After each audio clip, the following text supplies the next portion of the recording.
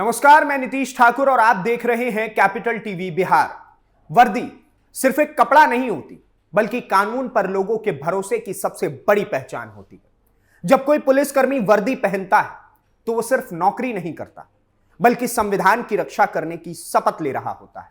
उससे उम्मीद की जाती है कि चाहे सामने उसका अपना हो या पराया, वो फैसला कानून के मुताबिक करेगा, ना कि रिश्तों और भावनाओं के आधार पर। लेकिन सोचिए, अगर वही पुलिसकर्मी खुलेआम कहने लगे कि वो अपने भाई की मौत का बदला लेगा, तो फिर सवाल सिर्फ एक पुलिस वाले पर नहीं उठता, सवाल पूरे सिस्टम पर उठता है। सवाल यह उठता है कि क्या कानून की रक्षा करने वाला ही कानून को अपने हिसाब से चलाना चाहता है? क्या निजी रिश्ते वर्दी से बड़े हो सकते हैं? और अगर ऐसा होता है तो आम जनता कानून पर भरोसा कैसे करेगी? बिहार में इन दिनों ठीक ऐसा ही मामला सुर्खियों में है। भोजपुर में हुए एनकाउंटर के बाद, जिसमें भरत भूषण तिवारी की मौत हुई थी, उसके बाद से ही सोशल मीडिया पर एक वीडियो वायरल होता है। दावा किया जाता है कि यह वीडियो में दिखाई देने वाला शख्स कोई आम आदमी नहीं, बल्कि बिहार पुलिस का कांस्टेबल आशीष कुमार तिवारी है, जो भरत भूषण तिवारी का चचेरा भाई भी है। वायरल वीडियो में कथित तौर पर वो अपने भाई की मौत का बदला लेने की बात करते हुए सुनाई देता है। वीडियो सामने आते ही पुलिस महकमे में हलचल मच जाती है। मामला सीधे पुलिस मुख्यालय तक पहुंचता है, जांच बैठती है, कांस्टेबल से जवाब मांगा जाता है। लेकिन जब उसका जवाब विभाग को संतोषजनक नहीं लगता, तो बिहार पुलिस बड़ा फैसला लेते हुए उसे सस्पेंड कर रही है। इतना ही नहीं, उसके खिलाफ विभागीय जांच भी शुरू कर दी जाती है। अब सवाल सिर्फ इस वायरल वीडियो का नहीं है, बल्कि उस संदेश का है जो बिहार पुलिस इस कार्रवाई के जरिए देना चाहती है। क्या वर्दी में रहते हुए कोई भी कर्मचारी कानून से ऊपर नहीं हो सकता है?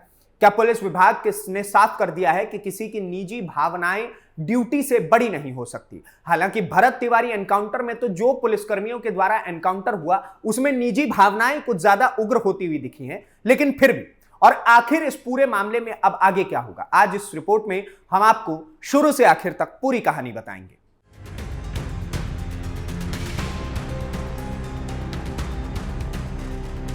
पूरा मामला भोजपुर में हुए उस चर्चित एनकाउंटर से जुड़ा है, जिसमें भरत भूषण तिवारी की मौत हुई थी। पुलिस का दावा था कि भरत भूषण तिवारी कई मामलों में वंचित था और पुलिस कार्रवाई के दौरान एनकाउंटर में मारा गया।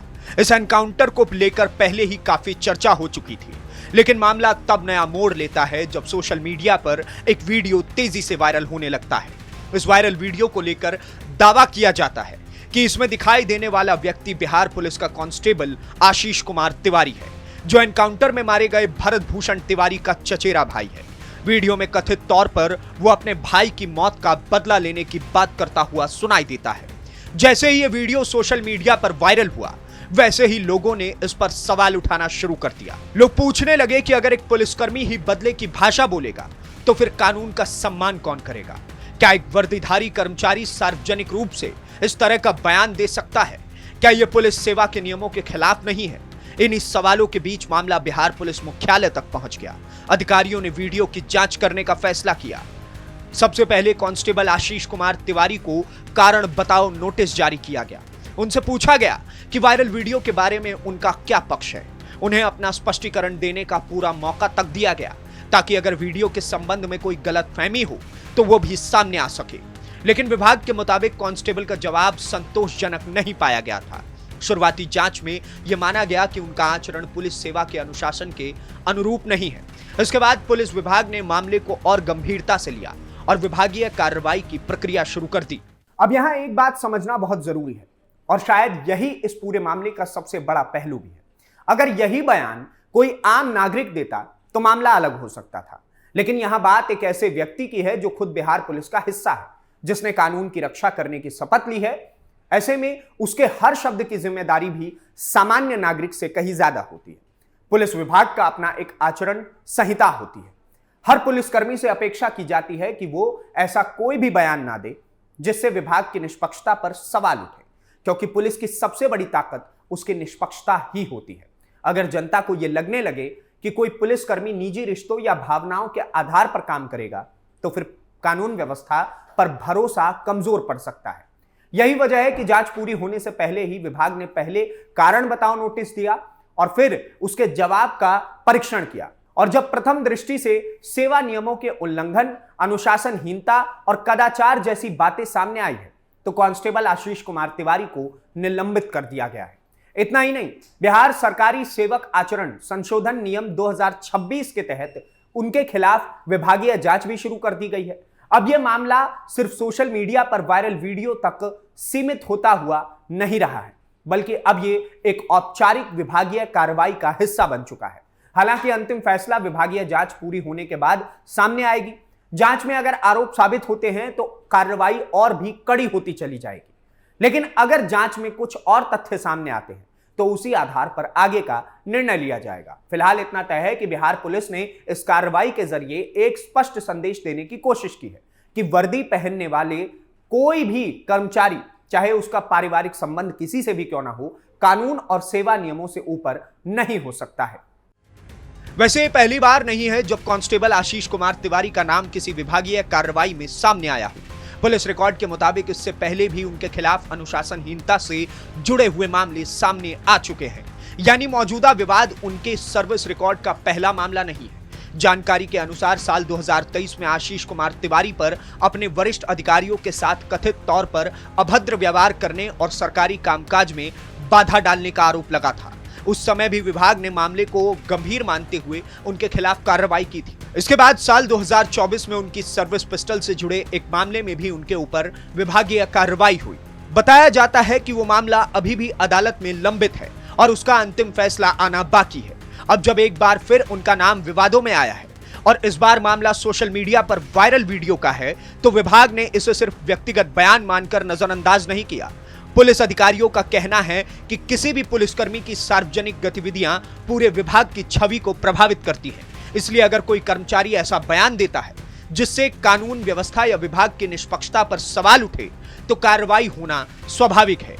यही कारण है कि इस बार पहले वायरल वीडियो की जांच कराई गई, फिर संबंधित कांस्टेबल से जवाब मांगा गया और उसके बाद विभागीय स्तर पर निलंबन की कार्रवाई की गई।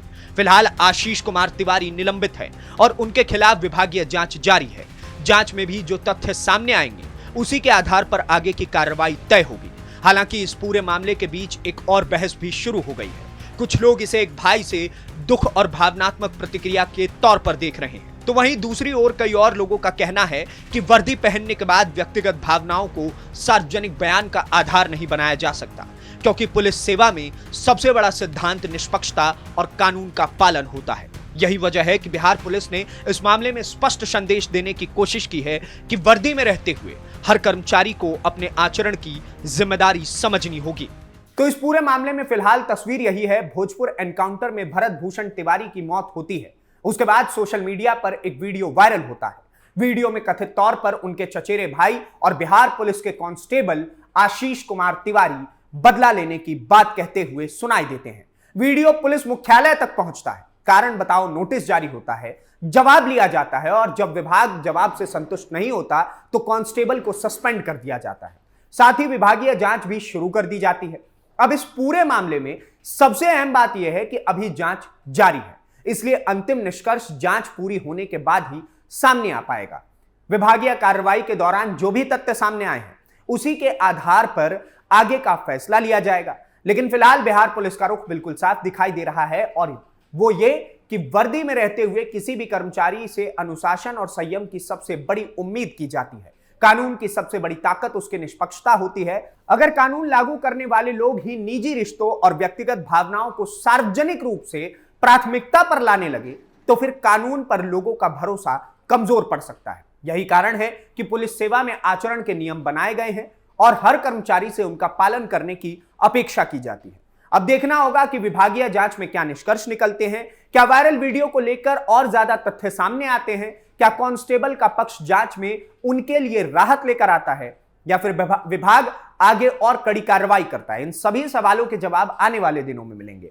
आप क्या सोचते हैं? भरत तिवारी एनकाउंटर के बाद अब भरत तिवारी के भाई की नौकरी जाते हुए जो दिख रही है, इस सारे मामले को लेकर के हमें कमेंट बॉक्स में जरूर बताइए और इस प्रकार की और वीडियोस को देखने के लिए कैपिटल टीवी बिहार को सब्सक्राइब कीजिए। धन्यवाद, नमस्कार, जय हिंद, जय बिहार।